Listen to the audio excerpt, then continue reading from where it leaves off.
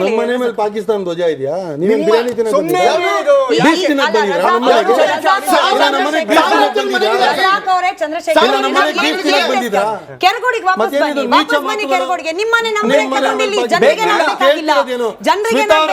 ನಾನ್ ಕೇಳ್ತಿರೋದು ಅದು ಒಂದು ಸಾರ್ವಜನಿಕ ಸ್ಥಳ, ಅದೇನು ಪಬ್ಲಿಕ್ ಪ್ಲೇಸ್, ಅದು ಸರ್ಕಾರಿ ಜಾಗ.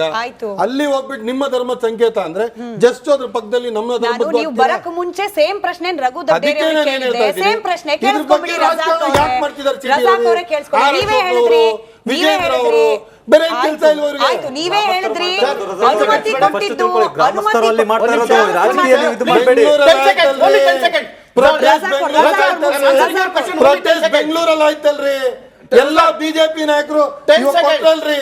ಕುಮಾರಣ್ಣ ಕೂಡ ಕೇಸರಿ ಶಾಲ್ ಹಾಕೊಂಡ್ರಲ್ರಿ, ಇವತ್ತು ಅವರು ಇದ್ ಮಾಡಿದ್ರಲ್ರಿ, ಸ್ಟೇಟ್ಮೆಂಟ್ ಕೊಟ್ರಲ್ರಿ. ಒಂದು ಇಲ್ಲಿ ಕೂತ್ಕೊಂಡು 70 ವರ್ಷದಿಂದ ಅದು ದೇವಾಲಯದ ದಿವಟಿಗೆ ಸ್ಥಳ. 35 ವರ್ಷದ ಹಿಂದೆ ಹನುಮ ಧ್ವಜವನ್ನ ಇದೇ ಸಿದ್ದರಾಮಯ್ಯ ಯಾಕೆ ಉದ್ಘಾಟನೆ ಮಾಡಿದ್ರು ಅಂದ್ರೆ ಅದು ದಿವಟಿಗೆ ಸ್ಥಳ ಅಂತೇಳಿ. ಸ್ತಂಭ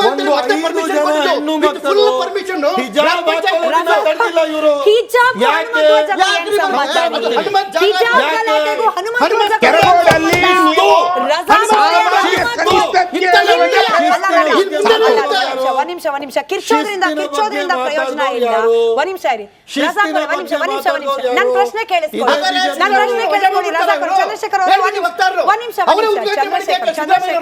ಚಂದ್ರಶೇಖರ್ ಅವರೇ ಒಂದ್ ನಿಮಿಷ. ರಜಾಕ್ ಅವರೇ, ಇಲ್ಲಿ ಹನುಮತ್ ಧ್ವಜಕ್ಕೂನು ಹಿಜಾಬ್ಗೂನು ಏನ್ ಸಂಬಂಧ?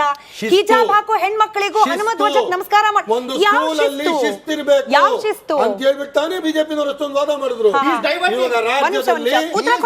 ಉತ್ತರ ಕೊಡ್ಲಿ. ಪಬ್ಲಿಕ್ ಆರ್ಡರ್ ಮೇಂಟೈನ್ ಆಗ್ಬೇಕು. ಒಂದು ಸರ್ಕಾರಿ ಜಾಗದಲ್ಲಿ ಹನುಮತ್ ಧ್ವಜ ರಾತ್ರಿ ನೆನಪಾಗೋದು ಯಾರಿಗೆ ನೆನಪಾಗಬೇಕಾಗಿತ್ತು? ಅದೇ ಪಿಡಿಒ ಇದ್ರು ಇನಾಗ್ರೇಟ್ ಮಾಡುವಾಗ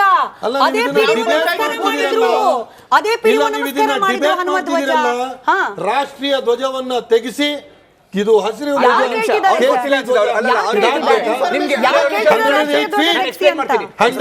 ಫೀಟ್ ಪರ್ಮನೆಂಟ್ ಇರ್ಬೋದು.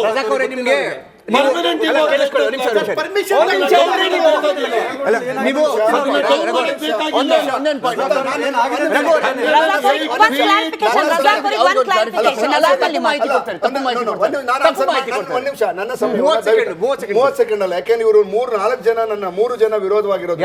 ಇವರು ಮತ್ತೆ ಸ್ವಾಮೀಜಿ ಅವರು 3 ಜನಕ್ಕೂ ಕೊಡ್ತೇನೆ. ಸರ್ಕಾರದ ಭಾಗವಾಗಿ ನಾನು ಉತ್ತರವನ್ನ ಕೊಡ್ತೇನೆ. ನೀವು ಪದೇ ಪಿಡಿಒಗಳು ಯಾಕೆ ಅದು ಪಿಡಿಒ ಏನು ಅಲೋ ಮಾಡಕ್ ಬಿಟ್ರು ಅಂದ್ರೆ ಅದೇ ಕಾರಣಕ್ಕೆ ಅವನ್ನ ಸಸ್ಪೆಂಡ್ ಮಾಡಿರೋದು.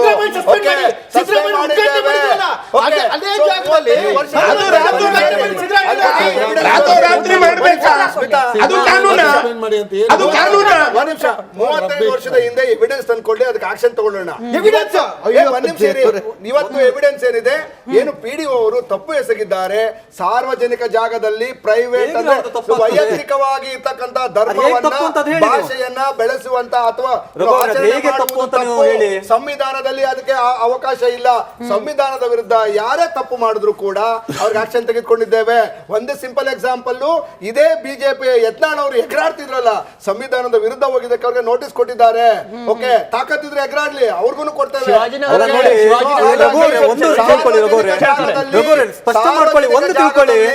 ಸಂವಿಧಾನದ ಬಗ್ಗೆ ಅವಾಗಿಂದ ಮಾತಾಡ್ತಾ ಇದ್ದೀರಿ.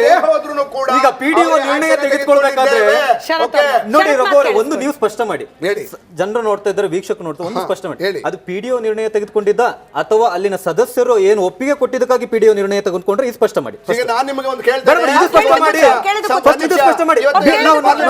ನಾನೊಬ್ಬ ಭಕ್ತನಾಗಿ ಕೇಳ್ತಾ ಇದ್ದೇನೆ, ಒಬ್ಬ ಪ್ರಜೆಯಾಗಿ ಕೇಳ್ತಾ ಇದ್ದೇನೆ. ಯಾರು ಪಕ್ಷ ಇಲ್ಲ, ಪ್ರಜೆಯಾಗಿ ಕೇಳ್ತಾ ಇದ್ದೇನೆ. ನೋಡಿ, ಸಂವಿಧಾನದ ಬಗ್ಗೆ ಆಗಿನ ಮಾತಾಡ್ತಾ ಇದ್ದೀರಿ. ಈ ಪಿಡಿಒ ನಾನು ಫಸ್ಟ್ ಇಷ್ಟೇ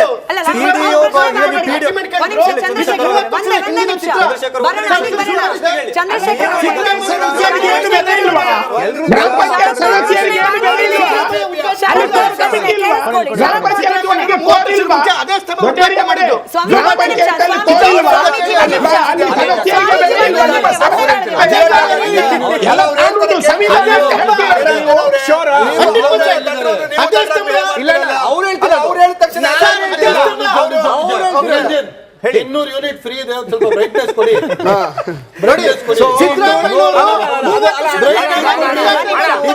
ಎರಡು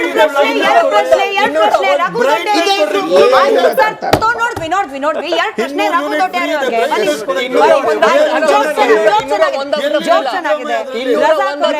ರಜಾಕ್ ಅವರೇ ಒಂದ್ ನಿಮಿಷ. ಎರಡು ಪ್ರಶ್ನೆ, ಎರಡೇ ಪ್ರಶ್ನೆ. ಶರತ್ ಆಯ್ತು, ಚಂದ್ರಶೇಖರ್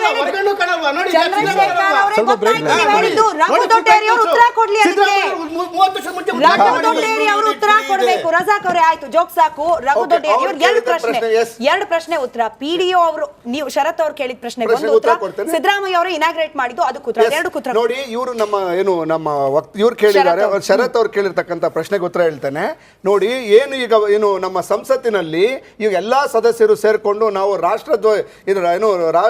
ಇದ್ರ ಮೇಲೆ ರಾಷ್ಟ್ರಪತಿ ಭವನದ ಮೇಲೆ ನಾವು ಇದನ್ನ ಭಾಗಧ್ವಜ ಹಾರಿಸ್ತೀನಿ ಅಂತ ಅಂದ್ರೆ ಅದು ಬರೋದಿಲ್ಲ.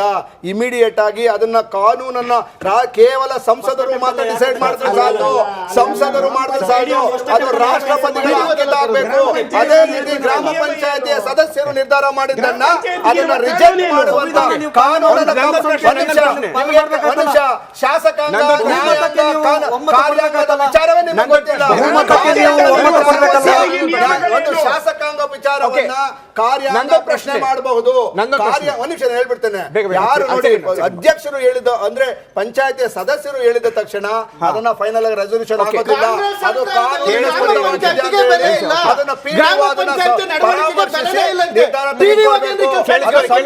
ವಿರುದ್ಧ ಇದ್ರ ಎಗೇನ್ಸ್ಟ್ ಇದ್ರೆ ರಿಜೆಕ್ಟ್ ಬಿಜೆಪಿಗೆ ಒಂದು ಪ್ರಶ್ನೆ. ಈಗ ನೋಡಿ, ಆಗಿದಾಗೋಯ್ತು, ಆಗಿದ್ದಲ್ಲ, ಕೇಳಿಸ್ಕೊಂಡ್ರಿ ಒಂದು ನಿಮಿಷ. 9ನೇ ತಾರೀಕು ಬಂದಂತ ಕರೆದಿದ್ದೀರಾ ನೀವು. 9ನೇ ತಾರೀಕು ಬಂದು ಅಲ್ಲ, ಯಾಕೆ 2 ವಾರ ಯಾಕೆ ಎಳಿಬೇಕು? ಇದು ಲೋಕಸಭಾ ಎಲೆಕ್ಷನ್ ವರ್ಗೂ ಎಳಿತೀರಾ ಇದು? ಸರ್ ಒಂದು ನಿಮಿಷ, ಮೊದಲನೇ ಹೇಳ್ತೀನಿ. ಸಾರ್ವಜನಿಕ ಅದಕ್ಕೆ ಉತ್ತರ ಕೊಡ್ತಾ ಇದ್ದೀನಿ ಸರ್. ನವೆಂಬರ್ 27ನೇ ತಾರೀಕು ಏನ್ ಲೆಟರ್ ಕೊಟ್ರಲ್ಲ, ಬಹಳ ಸ್ಪಷ್ಟವಾಗಿದ್ದು ಇಲ್ಲಿ ಹನುಮ ಧ್ವಜ ಇದೆ, ಈ ಜಾಗದಲ್ಲೇನೆ ಇನಾಗ್ರೇಷನ್ ಮಾಡ್ತೀವಿ ಅಂತ ಹೇಳಿ ಅವರಿಗೆ ಉತ್ತರ ಕೊಟ್ಟಿದ್ರು, ಕಟ್ಟಿದ್ದ ಪರ್ಮಿಷನ್ ಕೊಟ್ಟಿದ್ದು. ಡಿಸೆಂಬರ್ 29ಕ್ಕೆ ಅರ್ಜುನ ಸ್ತಂಭ ಬ್ರಾಕೆಟ್ ಅಲ್ಲಿ ಹನುಮ ಧ್ವಜ ನಿರ್ಮಾಣ ಮಾಡಲು ಸರ್ವಸಮ್ಮತ ಮತದಿಂದ ತೀರ್ಮಾನ ಮಾಡಲಾಗಿದೆ. ಪರ್ಮಿಷನ್ ಕೊಡಿ. ಹೇಗೆ ಸಾರ್ವಜನಿಕ ಸ್ಥಳ ನೋಡಿ, ಬಿಜೆಪಿ ಇದು ಬಿಜೆಪಿಯ ಪ್ರಾಪಗಂಡಾ, ಇದು ಬಿಜೆಪಿಯ ಸದಸ್ಯರು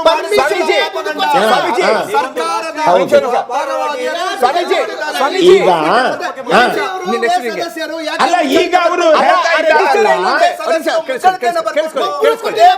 ಬಿಜೆಪಿ ಕಾಂಗ್ರೆಸ್ ಬಿಜೆಪಿ ಕಾಂಗ್ರೆಸ್ ಸ್ವಾಮೀಜಿ ಈಗ ಅವರು ಈ ರಿಜಿಸ್ಟರ್ ಇಲ್ವೇ ಇಲ್ಲಂತೆ, ರಿಜಿಸ್ಟರ್ ಸಿಕ್ತಿಲ್ವಂತೆ ಇದು. ಅಲ್ಲಲ್ಲ, ಈಗ ಇವರಿಗೆ ಬೇಗ ಅರ್ಥ ಆಯ್ತಾ ಅಂತ ಅಂದ್ರೆ ಎಲ್ಲದಕ್ಕೂ ಇರೋ ಕಾನೂನು ಸಂವಿಧಾನ ಅಂತಾರಪ್ಪ.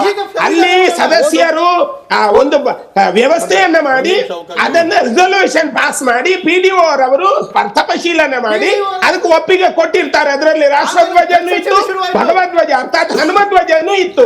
ಅದನ್ನ ರಾತ್ರೋರಾತ್ರಿ ಬಂದು ಕೆಡವುವ ಅವಶ್ಯಕತೆ ಕಾನೂನಿಗೆ ಯಾಕೆ ಅಷ್ಟು ಸುಲಭವಾಗಿ ಮುಚ್ಚಲಿಕ್ಕೆ ರಾತ್ರೋರಾತ್ರಿ ಅವಶ್ಯಕತೆ ಏನಿತ್ತು? ನಿಮಗೆ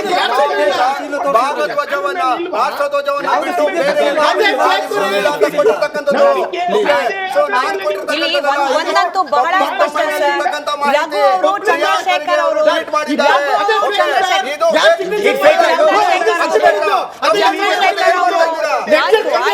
ನೀವು ಕಿರ್ಚಿದ್ರಿ.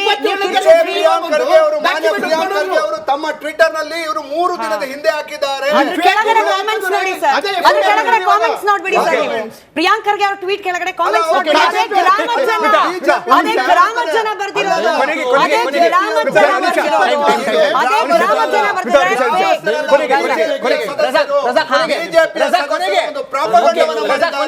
ರಾಜ್ಯದಲ್ಲಿ ಕಾನೂನು ಸುವ್ಯವಸ್ಥೆ ಹಾಳು ಮಾಡಬೇಕು ಅಂತ